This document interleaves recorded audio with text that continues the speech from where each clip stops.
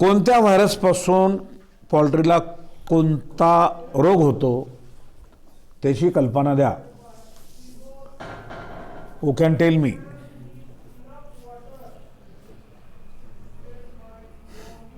राजकन्या सांग. Bacteria ardiasis, namely nucleates, coliform, typhoid, floral respiratory infection. बर, सांगितलीस तू काही कसं ना. Base base base base. तर बघा या ठिकाणी प्रश्न असा होता तुम्हाला की हे तुमच्या लक्षात असावं, कोणत्या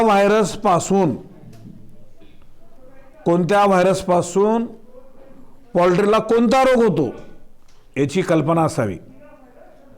कोणत्या बॅक्टेरियापासून कोणता रोग होतो, कोणत्या बुरशीपासून, इथे दिलेलं आहे सगळं. इथं कोणतं दिलेलं या ठिकाणी बघा, व्हायरल डिसीज कोणकोणते त्याचे नाव दिलेले आहे त्या ठिकाणी, बॅक्टेरियल डिसीज कोणते तर नाव दिलेले त्या ठिकाणी, फंगल डिसीज, पॅरासायटिक डिसीज आणि प्रोटोझोन्स डिसीज. ही सगळी कल्पना मी मागच्या पिरियडमध्ये तासिकेमध्ये तुम्हाला मी दिलेली आहे. आता बघा या ठिकाणी पुढचा आता या ठिकाणी भाग बघणार आहोत आपण, अपिकल्चर और बी कीपिंग. अपिकल्चर या शब्दाचा अर्थ आहे, अपी म्हणजे याचा अर्थ असा या ठिकाणी मधुमक्षी पालन, मधमाशांचं पालन. लक्षात आलं का म्हणतो? तू नवीन दिसते माय, तू कसं काय तुझं इथं नॉमिनल ॲडमिशन? नॉमिनलची इथं प्रथा नाही का माय? असं नाही, ॲडमिशन झालं असेल तर बसता येतं. आजच्या पिरियडसाठी तू बैस, आणि कायम इथं जर बसायचं असेल तर मग ते प्राचार्यांची परवानगी आणून मला पत्र द्यायचं, मग त्यावेळेस मान्य आहे. कारण तसं आपल्याला बसता येत नाही, कारण हे माहीत असावं तुला. हां बेस, काय हरकत नाही. चला बघा, अपिकल्चरमध्ये या ठिकाणी सांगत होतो की मधुमाशी पालन हा व्यवसाय जो आहे, तर याच्यासाठी आपण या ठिकाणी याच्या संदर्भामध्ये आपण ही माहिती पाहणार आहोत. तुम्हाला मी सांगतो, शेतकऱ्यासाठी एवढं जोडधंदा चांगला आहे. भविष्यामध्ये तुम्हाला व्यवसाय जर काही नोकरी वगैरे नाही लागली तर तुम्हाला मी सांगतो, तुम्हाला शेतात हे जोडधंदा करता येतं. पोल्ट्रीचा करता येत आहे, डेअरीचा करता येत आहे, त्याच्यानंतर पुढे सेरिकल्चरचा करता येत आहे, किंवा त्या ठिकाणी अपिकल्चरचं करता येतं. त्या ठिकाणी इकॉनॉमिकली दृष्ट्या आपल्याला खूप बेनिफिशियल ठरतं. एक तर शेतीकडे लक्ष होतंय, दुसरं तर शेतीला ह्याच्यापासून पूरक असते, आणि शेतीपासून आपल्याला बेनिफिट. तुम्हाला मी सांगतो, घरच्या घरी बसल्या बसल्या तुम्ही पैसा कमवू शकता. मात्र हा व्यवसाय करत असताना तुम्हाला ह्याच्यासाठी काळजी आणि खबरदारी खूप घेणं आवश्यक आहे. नाहीतर तुम्ही जेवढं इन्व्हेस्टमेंट केलेलं आहे ते सगळं मातीमोल होते. दुधाच्या बाबतीत तसंच आहे, पोल्ट्रीच्या बाबतीत तसंच आहे, अपिकल्चरच्या बाबतीत असं आहे, फिशरी पुढे येणार आहे आता त्याच्या बाबतीत सुद्धा तसंच आहे. साधी चूक तुमचा व्यवसाय पूर्ण कोलॅप्स करून टाकते. म्हणून त्यासाठी त्या उपाययोजना अगोदर गांभीर्याने काळजी घेणं अत्यंत आवश्यक आहे. या ठिकाणी बघा काय म्हणतो, apiculture or bee keeping deal with an artificial rearing of honey bees. आता कृत्रिमरित्या मधुमाशी पालन करणे हा प्रकार आहे. नैसर्गिक पद्धतीने मानतो, जंगलामध्ये आपण गेल्यानंतर मधमाशा वगैरे असतात, त्यांचं मधाचं त्या ठिकाणी काय असतं, ते मधमाशी त्या ठिकाणी काय असतं, मधाचं त्या ठिकाणी त्यांचा गोळा असतो. त्या ठिकाणी आपण ते मध म्हणून, आपण अन्न म्हणून त्याचा वापर करतो. मधाचा उपयोग खूप आहे. आता पुढे येणार आहे मी ते सगळं सांगणार आहे तुम्हाला, बरोबर आहे. त्यासाठी जोडधंदा म्हणून जर तुम्ही केलात तर नोकरी करायला राहा म्हणते. नौकरी करने के लिए भी ये रहने की बात ध्यान में रखो. मैं क्या बता रहा हूँ, तो ये बहुत ही जरूरी बात है. आजच्या पूर्णनगरीला एक लेख आलेला आहे. तुम्ही काही पेपर कोणीच वाचत नाही. कोणी वाचते का पेपर? नाही वाचत. शाबाश, तुम्ही असेच राहावे आणि निवांत असंच बसून राहावे. पूर्णनगरीला एक लेख आहे, कल्पनाशक्ती. एकदा माणसाला आत्मविश्वास निर्माण झाला ना, आणि माणसाने निर्माण केलं आत्मविश्वास, सर्व काही अशक्य गोष्टी माणूस शक्य करू शकतो. तुम्हाला तर मी हे धंदा वगैरे करण्यासाठी सांगितलं. अहो शिकत शिकत करता येतो. काय सांगू तुम्हाला, शिक्षणामध्ये खंड न पडता करता येतं. आणि तुम्ही शिक्षण घेत घेत सगळा वेळ वाया घालवता. कशात घालतात? त्या मोबाईल बघण्यामध्ये. जरूर मोबाईल बघा, पण मोबाईलचा उपयोग करा. खूप बेनिफिशियल आहे सुद्धा. तुमच्या जीवनात क्रांती घडवून आणते. तुमच्यासमोर अशी प्रेरणा आहे का? अलेक्झांडर उर्फ सिकंदर नावाचा ग्रीक राजा होता. त्याची इच्छा आकांक्षा अशी होती, मला सर्व जग जिंकायचं आहे. नुसतं बोलणं नाही बरं ते ना, त्यानं करूनही दाखवलं. त्यावेळेचा ज्ञात असलेला जगात पूर्ण जगातला भूभाग त्यानं काबीज केला होता. मी माझं मनाचं म्हणत नाही, बरोबर आहे. त्या पुण्यनगरीच्या आजचा लेख इच्छाशक्ती नावाचा त्या ठिकाणी एक लेख आलेला आहे. त्याच्यामध्ये ते तुम्ही जरूर वाचा. तुमचा आत्मा झोपलेला कधीतरी जागृत होईल.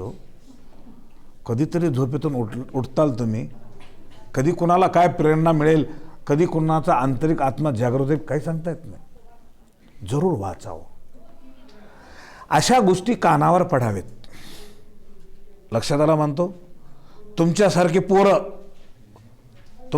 पोरं टुकार असलेली कधी मुलींना असं म्हणणार नाही बरं ते. बरोबर आहे का? ह्या पूर्वी बिचारा येते हाल्या दिनचर्या म्हणल्यासारखं उगं करत राहते. दोघं हां तर जीवलाला उगं ऐकूला आणि चालला. तेवढी क्रांती ह्यांच्यामध्ये अजून नाही. बरोबर आहे.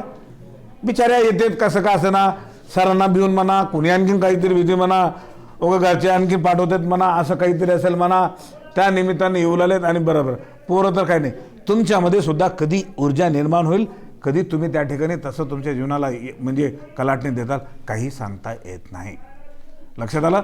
म्हणून या ठिकाणी तुम्हाला कल्पना दिली की या ठिकाणी असे तुम्हाला कल्पना देत असताना या ठिकाणी सांगितलं तुम्हाला अपिकल्चरमध्ये या ठिकाणी सांगितलं की तुम्हाला आर्टिफिशियल रेअरिंग ऑफ हॉनी बीज, कृत्रिमरित्या मधुमाशी पालन करणे, to obtain the bee products like honey wax.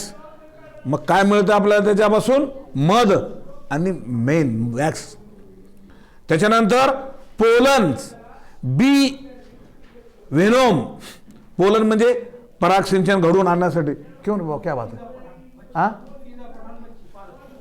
कोण फिजा पठाण मुलगी आहे म्हणते बघा, कोण पालक आले तुमचे बघा तिथं. To obtain the product like honey wax pollen bee venom. Bee venom म्हणजे मधमाशांचं विष. तेही कारण ते आपल्याला टोचल्यानंतर त्याचं डंक मारल्यानंतर आपल्याला वेदना असह्य होता बरं. ते लक्षात आलं. काय म्हणतो? आग्या मावळ जर मागे लागला हा कुठेही जावा तुम्ही, त्यांना सोडणार नाही पिच्छा तुमचं. त्याच्यामुळे त्याला कोणी खवळत नाही, त्याला छेडत नाही, कोणी त्याला हात लावत नाही, त्यांना काहीच करत नाही. लक्षात आलं. तरी बघा या ठिकाणी. त्याच्यानंतर प्रोपोलिस बी ग्लू, मधमाशीपासून त्या ठिकाणी निघत असलेला तो जो चिकट भाग दिला आपण म्हणतो. And royal jelly. Royal jelly म्हणजे मधमाशी मध इकळ असते आणि त्याची पोळीमध्ये त्याच्या पिल्लांना अन्न पुरवठा करण्यासाठी एक पोळी असते ती मधमाशीमध्ये. बघितलं असेल तुम्ही. खूप खाल्ला मध वगैरे खाल्ला का नाही? हां बरं आहे. नाही म्हणलं तर आणून द्या म्हणलं तर अवघड होईल. मी गरीब माणूस कुठून आणून देईल त्या ठिकाणी? हां असं ते आपल्याला शक्य होत नाही. त्याच्यामुळे रॉयल जेलीचा अर्थ कळाला की त्याच्यामध्ये असणारे ते पिलांना मादी त्या ठिकाणी त्याला अन्न पुरवठा करत असते. As well as pollinating agent for crop plant. शेतामध्ये जे आपलं पिकं येण्यासाठी पॉलिनेशन घडून यायला पाहिजे कीटकांच्या मार्फत. बरोबर आहे. आता हे पॉलिनेशन हे प्रकार काय तर मी अगोदर शिकवलेलं आहे. अगोदरच्या पिरियडमध्ये मी ऑनलाईन शिकवलेलं आहे. परंतु तुम्ही किती दिवे लावलेत, किती ऐकलेत ते तुम्हालाच माहीत. आताचा होत नाही तर तुम्ही ते काय केलं की ते बघून घ्या. मला यूट्यूबवर सर्व पिरियड रेडी आहेत. आपल्या यूट्यूबवर पहिल्या धड्यापासून तर शेवटपर्यंत आहेत. इव्हन मी तुमचं बोर्डाचं 25-30% कमी केलेला अभ्यासक्रम सुद्धा मी शिकवलेला आहे, जेणेकरून तुम्हाला बेनिफिशियली व्हावं, उपयोगी व्हावं यासाठी. असा त्याचा अर्थ. म्हणून pollinating agent for crop plant. Crop प्लांटला या ठिकाणी कसं आहे, क्रॉप आपण शेतामध्ये जे पिकं घेतो तर ते पराग सिंचन घडून आलं तर त्याला बीज त्या ठिकाणी पिकामध्ये बी जास्त उत्पन्न होतं. नंतर सूर्यफुलाचं उदाहरण देतो तुम्हाला. सूर्यफूल आपल्याला माहित आहे, सूर्यफुलाच्या कितीतरी बियांमध्ये पोंग असतात, बरोबर आहे का? आपण सूर्यफूल शेतामध्ये पेरलं तर बिया कमी आणि पोंग बिया जास्त असतात, बरोबर. आणि ही जर आपण त्या ठिकाणी आर्टिफिशियल असं पद्धतीने हे मधुमाशी पालन आपण जर शेतामध्ये घेतलं आपण त्या ठिकाणी, ही माशी पाणी आणि फुलातलं मध आणि मकरंद गोळा करण्यासाठी या ठिकाणाहून जास्तीत जास्त 8 किलोमीटरपर्यंत जाऊ शकते, ते मध आणि मकरंद गोळा करण्यासाठी आणि पाण्यासाठी सुद्धा. लक्षात आलं काय म्हणतो? हा त्यातला बेनिफिशियल प्रकार आहे. आणि तुम्हाला मी सांगतो, आजच्या शेतकऱ्यांना आपण, बरोबर आहे का, निराश होण्यापेक्षा, हताश होण्यापेक्षा या पद्धतीने आपण जर त्याच्यामध्ये जोडधंदा जर शेतीला जर निर्माण केला, खूप उत्पन्न आहे, खूप उत्पन्न आहे. लक्षात आलं का म्हणतो? एवढं उत्पन्न मिळते, मात्र त्यासाठी बारकावे खूप आहेत, खूप बारकावे आहेत, बरोबर. नाही तर गडी लावून दिला आपण शेतामध्ये, त्यांना काम करू लागले नाही. गडी लावलं असेल तर त्या गड्याच्या पाठीमागे गडी म्हणून आपल्याला काम करावं लागेल, मालक म्हणून नाही, गडी म्हणून काम करावं लागतं. काल लक्षात आलं काय म्हणतो? तर त्यावेळेस तुम्हाला कुठेतरी त्यावेळेस उत्पन्न दिसेल, 2 पैसे मिळतील, असा त्याचा अर्थ. ओके, चला. त्याच्यानंतर आता बघा पुढे, हे मधमाशी या ठिकाणी पोळी वगैरे आपल्याला दिसते या ठिकाणी. त्याच्यामध्ये आज मार्केटमध्ये हे मधाचं उत्पन्न या ठिकाणी म्हणलं तर मला असं वाटतं की 400-500 रुपये किलो चाललंय मार्केटमध्ये, 400-500च्या आसपास आहे. लक्षात आलं का म्हणतो? तर एवढं तुम्हाला मध, आणि त्याच्यामध्ये टेक्निक आहे त्याची. नो कॉमेंट्स, नो कॉमेंट्स, बोलू नका. तुमचा आवाज हे मास्क लावून जरी तुमचा आवाज तुम्ही ओळखतो बरं. हा, तुम्ही असं कोणी समजायचं काही कारण नाही, कारण मी तुमच्या वयातूनच गेलेलं आहे, तुमच्या लक्षात आलं असेल ते. मी त्याच्यात एक्सपर्ट, ते काही सांगायची गरज नाही मला. मात्र मी काय म्हणतो या ठिकाणी ऐका. बघा, bee keeping is an ancient cottage industries. Ancient म्हणजे काय? प्राचीन कालावधीपासून हे व्यवसाय चालू आहे. आज आधुनिक पद्धतीने खूप प्रमाणामध्ये त्याला विकसित करता येतं, आधुनिक पद्धतीने खूप त्याला त्या ठिकाणी उत्पन्न खूप वाढवता येतं, त्या मधुमाशांना डिस्टर्ब न करता, असा त्याचा अर्थ आहे. त्याच्यानंतर कॉटेजमध्ये त्याचा हा धंदा या ठिकाणी प्राचीन काळापासूनचा असा असलेला. Honey is a food high nutritive value. मध हे अन्न म्हणून खूप प्रसिद्ध आहे. लहान मुलांना मध दिलं जातं. आता काही बाया म्हणतात त्यांना मध दिलं तर ते गोड गोड बोलतात, त्याचा काही संबंध नाही, ते काही नाही. मात्र मध हे पौष्टिक असतं, डायजेस्ट सिस्टीम साफ करतं, ते लहान लेकरासाठी सांगितलं. आणि तुमच्या महत्त्वासाठी आणखीन याचे एवढे फायदे आहेत मधाचे, तर तुम्ही अंदाज लावू शकत नाही. एक फायदा आणखीन या ठिकाणी सांगतो. मेडिकलवर औषध कोणतेही रोगाला बरं करण्यासाठी कडू असते, बरोबर आहे ना? कडू असते, बरं. लक्षात आलं का म्हणतो? का कडू? कारण कडू औषध पोटामध्ये गेल्यानंतर त्यांना गुण करते नंतर, पण मधूनच आपल्या तोंडातूनच मधू घे वाटत नाही ना. लहान लेकरांना तुम्ही कडू त्या ठिकाणी औषध द्या, त्यांना काय करते? उलट्याच करते त्यांना, बरोबर आहे. लहान लेकरू असं बघितलेलं, असं दिल्याबरोबर असं देऊ लागले म्हणलं की त्यांना अगोदर उलट्या करायला बघते. मी तर लेकरू तर थोड्या मोठमोठ्या महिलांना बघितलेलं आहे, त्यांना कडू औषध दिलं मग अगं भाई तू खाल्लीच बी नाही, तू खाल्लीच नाही, तुझ्या अगोदर उलटे तरी काय कमाल झाली काय नाही. नका तुझ्या पाया पडते, ते लई कडू आहे, मला नको. अरे हे नाही. लक्षात आलं? मग आता अशा लोकांसाठी मेडिकलमध्ये औषधामध्ये, कडू औषधामध्ये मध टाकला जातो. कशासाठी? Sweetening agent. एजंट म्हणजे मध्यस्थ करणारा, गिळण्यासाठी कडू न लागता त्यांना गिळण्यासाठी सोपं जावं म्हणून मधाचा मेडिसिनमध्ये तो उपयोग आहे. Sweetening agent. लक्षात आलं काय म्हणतो? मधाचा उपयोग ते आहे. आणखीन खूप त्याच्यामध्ये अशा प्रकार त्या ठिकाणी. आणि nutritive value and also find uses in the indigenous system of the medicine. आता इंडिजिनियस सिस्टीम जर सांगितलं, परंतु ह्यांना विश्लेषण करून सांगितलं नाही. मी तुम्हाला आता विश्लेषण करून सांगितलं, बरोबर आहे. मेडिसिन मध्ये अशा प्रकारचं या ठिकाणी सांगितलं गेलेलं आहे काय, की मदत करणारा घटक कशासाठी, गिळण्यासाठी. बाकी मधाचा उपयोग दुसरा काही नाही, पोटामध्ये गेल्यानंतर काही नाही, मात्र गिळण्यासाठी मेडिसिनमध्ये हा बेनिफिशियल खूप आहे असा त्याचा अर्थ आहे. ओके. त्याच्यानंतर पुढे बघा या ठिकाणी, कॅन यू टेल, तुम्ही सांगताल का म्हणताय, व्हाय आर हॉनी बीज कॉल्ड ॲज बेस्ट पॉलिनेटर. या हॉनी बीजला, मधमाशांना बेस्ट पॉलिनेटर का म्हटलं गेलं असं म्हणतंय, कारण किडे जे आहेत, बरोबर, किडे खूप पिकांना घातक असतात. मधुमाशी पिकांना घातक नाही, काही नुकसान नाही ना, तर दुसरे किडे त्या ठिकाणी पिकावर बसल्यानंतर अळ्या करून त्या ठिकाणी पिकांना सगळं शेतकऱ्याचा खाऊन बर्बाद करून टाकतात. लक्षात आलं काय म्हणतो. मात्र मधुमाशी हे नुकसान करत नाही. बेस्ट पॉलिनेटर म्हणजे इकडून तिकडून जात असताना ते फुलातले परागकण पुंकेसरवरून स्त्री केसरवर ते परागकण ट्रान्सफर करीत असते मधुमाशी.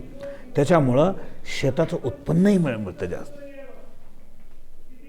आणि हा व्यवसाय सुद्धा जोमाने वाढतो, आणि त्याच्यापासून आपल्याला उत्पन्नही खूप प्रमाणामध्ये मिळतो असा त्याचा अर्थ आहे. म्हणून हा बेनिफिशियल आहे. का, तर हे त्याचं उत्तर आहे, त्याचं कारण.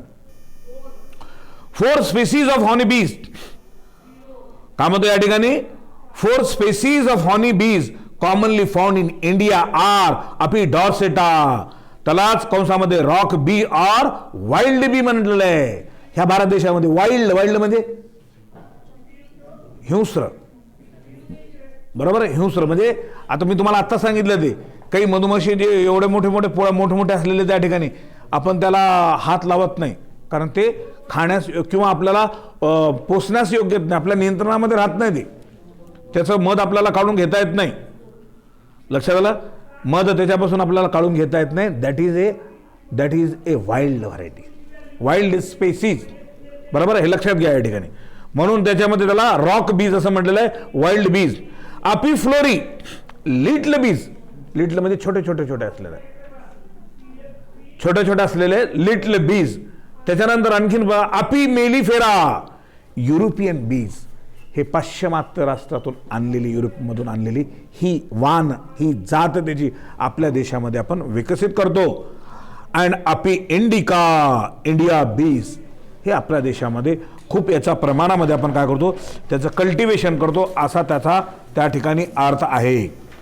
त्याच्यानंतर आता बघा, नॉलेज एनहान्सर, आपलं ज्ञान वाढवण्यासाठी काय म्हणतंय, फॉर बी किपिंग अपी मेलिफेरा अँड अपी इंडिका आर सुटेबल स्पेसीज. कशासाठी, फॉर द डोमेस्टिकेशन, त्याला पाळीव पद्धतीने पोसण्यासाठी या 2 जाती भारतातल्या आपण त्यांना काय करतो, पोसू शकतो. त्यांना उसका जैसा पालना जिसको बोलेंगे ना, उसको संभालना वो हम कर सकेंगे. क्यों, कि ये हमारे लिए धोखे का नहीं है. ये ध्यान में रखो.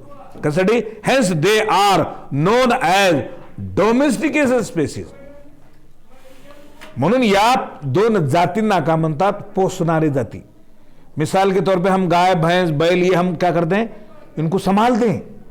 क्यों संभालते हैं, फॉर द बेनिफिट, आपल्याला फायदा मिळतो ना त्याच्यापासून, म्हणून आपण त्याला सांभाळतो त्या ठिकाणी. असं अशा पद्धतीने या ठिकाणी त्याचा आहे. आता बघा, या मधुमाशीमध्ये 3 त्याचे टाईप्स आहेत, जाती वेगवेगळ्या. त्या जातीमध्ये टाईप 3 आहेत, वर्कर, क्वीन, ड्रोन. लक्षात आलं काय म्हणतो. प्रत्येकाची भूमिका त्या ठिकाणी कशी आहे, वेगवेगळी आहे असा त्याचा अर्थ त्या ठिकाणी. Okay.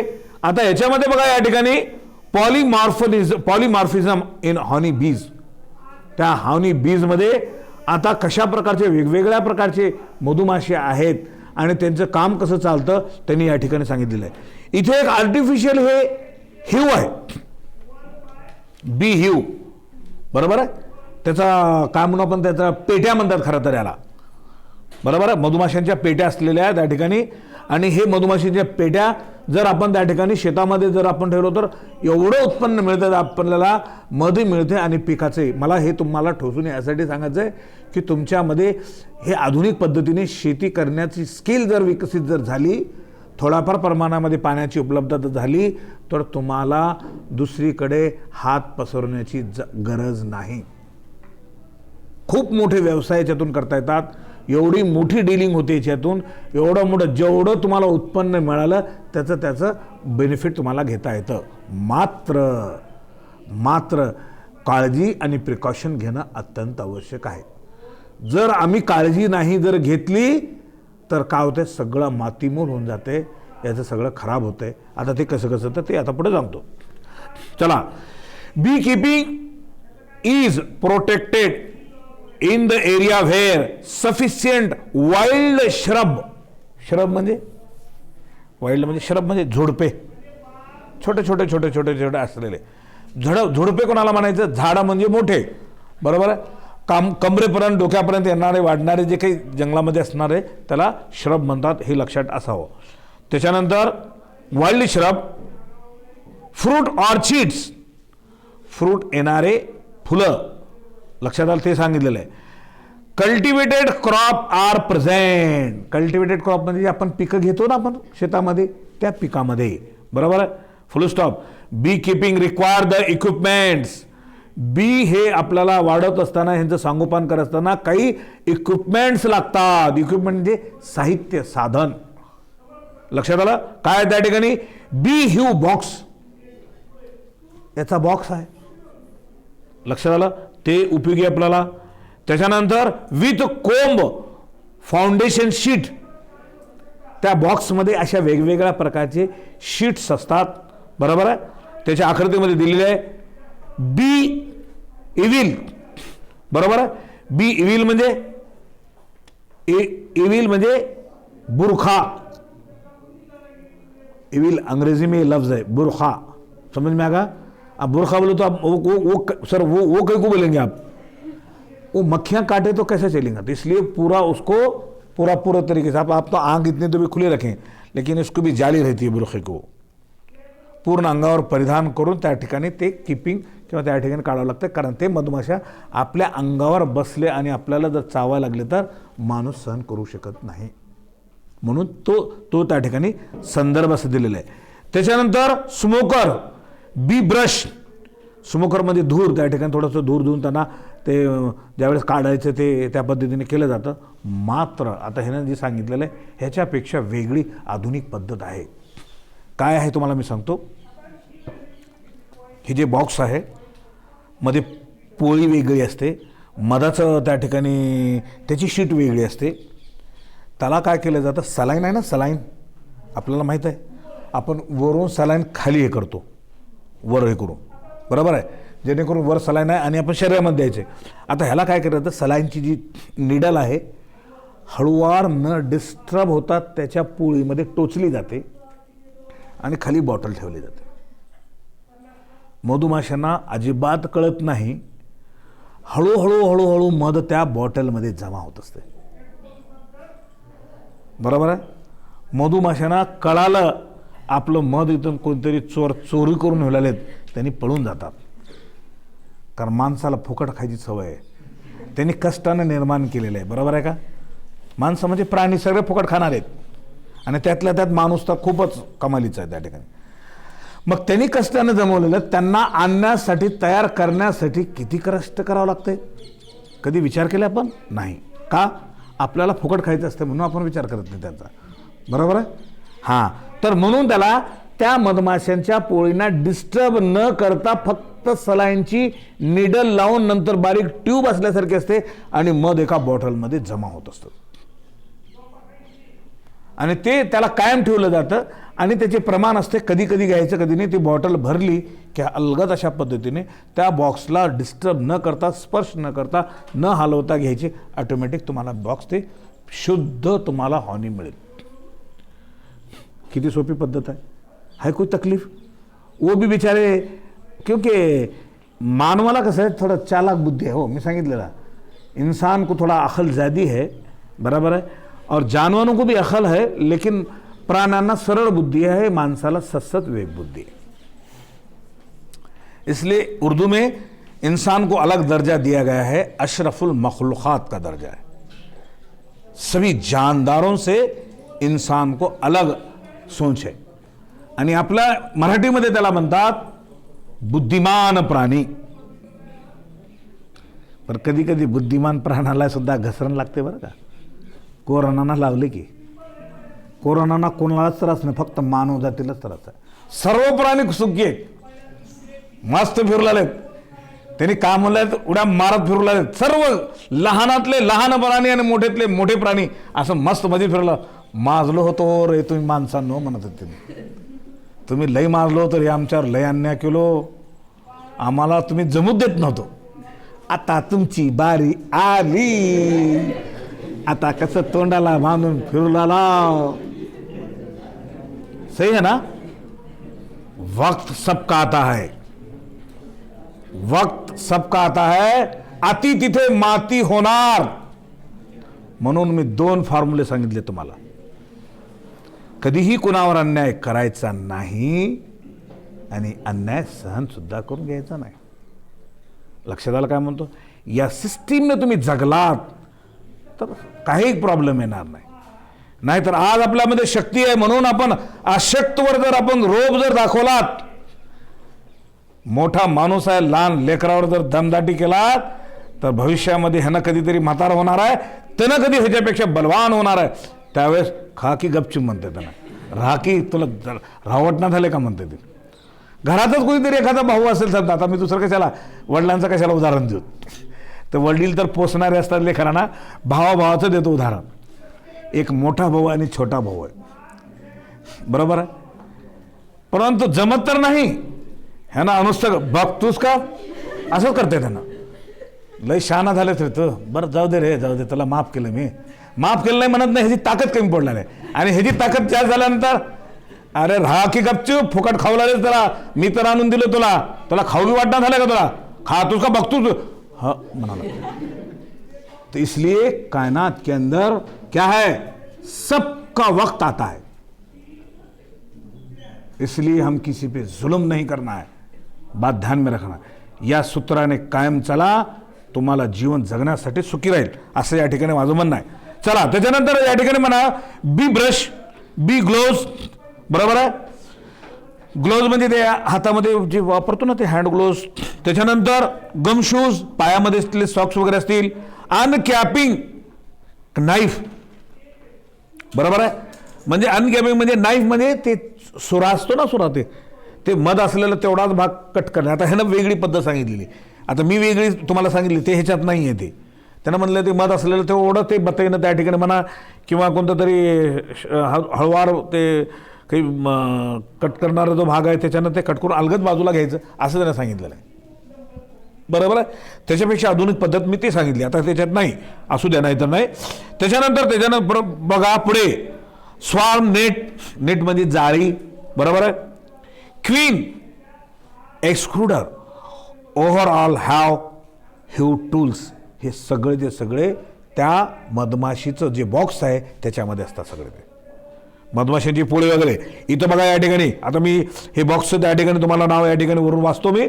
Outer cover with crown board, वरचा मुकुट असल्यासारखा ते टॉप ज्याला आपण म्हणतो ना, त्याच्यामध्ये काही वरून पाणी पडत असेल तर पाणी सुद्धा पडू नये, ते बाजूला निघून जावं अशा प्रकारची सुविधा असते. त्याच्यानंतर इन्नर कवर, आतला कवर. हॉनी अप्पर, वरच्या भागामध्ये मध जमा असणार त्या ठिकाणी. फ्रेम विथ वॉक्स फाउंडेशन, आता फ्रेम असं फ्रेम आहे की वॉक्स त्या ठिकाणी त्याच्यामध्ये जमा होतो, फाउंडेशन मध्ये तिथे जमा होणे, बरोबर. अशा पद्धतीने त्या ठिकाणी तिथे जमा असणारा भाग, बरोबर, असा त्याचा अर्थ आहे. आता क्वीन क्रुडर्स, क्वीन क्रुडर म्हणजे मधमाशीची जी 3 टाईप जी सांगितली मी, बरोबर. आणि राणी नावाची जी काही आपण मधमाशी आहे, टाईप म्हणलं जात नाही बरं का, त्या एका जातीमध्ये 3 प्रकारचे असतात ते मधमाशांचं टाईप, बरोबर. ते असतं त्या ठिकाणी ह्यू बॉडीज. ह्यू बॉडीज म्हणजे जे मधमाशीचं जे बॉक्स आहे ते पूर्ण बॉडी, त्याच्यानंतर एंट्रन्स रेड्युसर्स किंवा एंट्रन्स रिड्युसर, फ्लोर बोर्ड खालचा भाग आणि बॉटम स्टँड. बॉटम स्टँड म्हणजे ज्याच्यावर आपण ठेवलेलं आहे ते भाग. बरोबर आहे. एवढं हे जर आपण काळजी घेतली तर ह्याच्यापासून आपल्याला खूप अशा पद्धतीने असा व्यवसाय करता येतं. Artificial beehive. आता हे आर्टिफिशियल म्हणजे बी ह्यू, हे आर्टिफिशियल बी ह्यू जी आहे याची माहिती आता इथे दिलेली आहे. For successful beekeeping one must be familiar with the habit of bees, selection suitable location. कुठेही करता येत नाही, लोकेशन योग्य पाहिजे. नाहीतर माळ रानावर ठेवलं तिथं पाण्याचं प्रमाण नाही, ना एखादं पीक नाही, ना फूल नाही, ना फळ नाही. घ्या बोमला खड़का ना धड़का. त्या माळ रानावर का रहना, खड़कों को धड़का बोले जाएगा. वैसी जगह नहीं चुनने का. कौन सी चुनने का? जहां पर खेत है हमेशा पीक लेते हैं, वहां पे फसल आती है, जहां पर अपने को अनाज मिलता है वो अनाज भी बढ़े और ये भी होए ऐसा. बरोबर आहे. परत त्याच्यानंतर पुढे बघा त्या ठिकाणी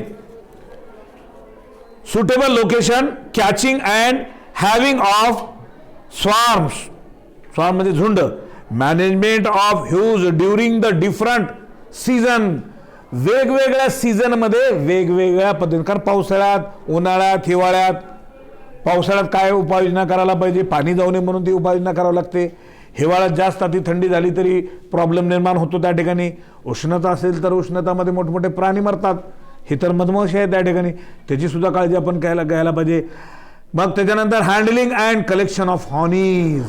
हॉनी मधमाशी, हँडलिंग म्हणजे त्याला हँडल करणे म्हणजे सांभाळणे, त्याला विदाउट डिस्टर्ब, न डिस्टर्ब होता.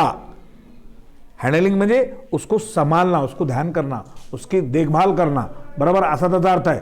हॉनीज, beeswax and other product, दुसरे प्रोडक्ट सुद्धा मिळतात.